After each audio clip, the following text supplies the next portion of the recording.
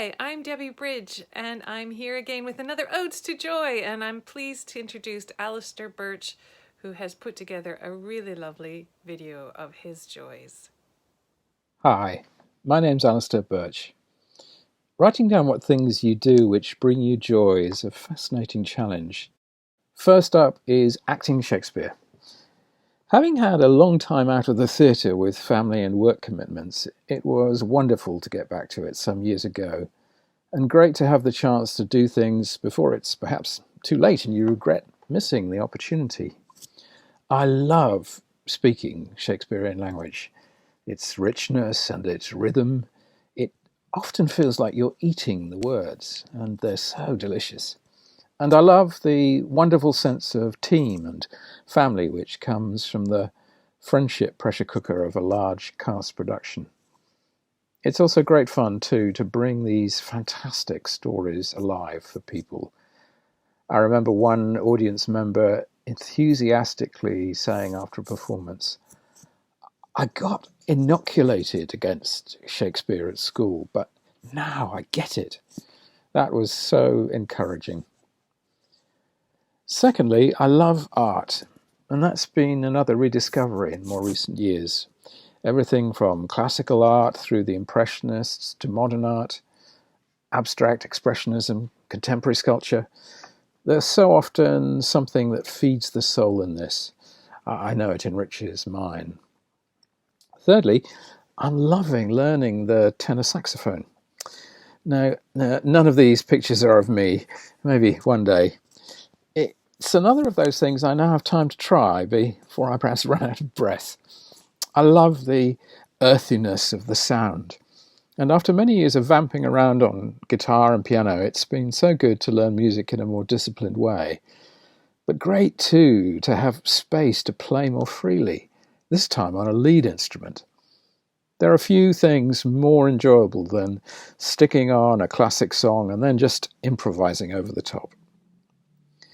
Fourthly, I love being in open spaces and find it enormously rejuvenating. The dogs nag us to get out each day, and we have this wonderful wide world on our doorstep, especially in the beautiful part of it in which we live in Brighton. Whether the jaunts are short or long, we may come home feeling tired, but so much the better for it. It's great. Fifthly, and with this I'm kind of coming out and opening up to a really nerdy hobby. I love playing battles with model soldiers.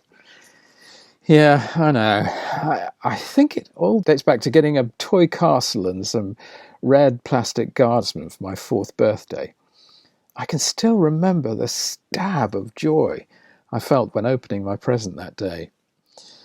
I'm now fascinated by the conflicts of history, in particular 2 periods: the Napoleonic Wars, which engulfed Europe in the early 19th century with their black powder muskets, fearsome cannon and galloping cavalry, and then World War II with its myriad of tanks, guns, ships, planes, etc. The latter an event which so shaped our modern world and, troublingly, now little taught in schools. Along with friends, most of them surprisingly normal, we fight engagements from both these times, as well as others. Rules and dice govern the conduct of our tiny troops on the tabletop. It's a bit like chess with 100 pieces and chaos thrown in. It's hugely mentally challenging, enormously stimulating, and encompasses elements of history, the study of leadership, strategy, tactics, generalship, as well as the fun of creating and modelling. The camaraderie with the other guys I game with is great fun too. And it's not quite as weird as one might think, I beg to claim. Other famous players of such miniature battles include the well-known author H.G. Wells, actors Peter Cushing, Edward Woodward and Robin Williams, as well as writers Isaac Asimov, Tom Clancy and more. Lastly, but definitely not least, one of the things which brings me most joy is spending time with our children and grandchildren.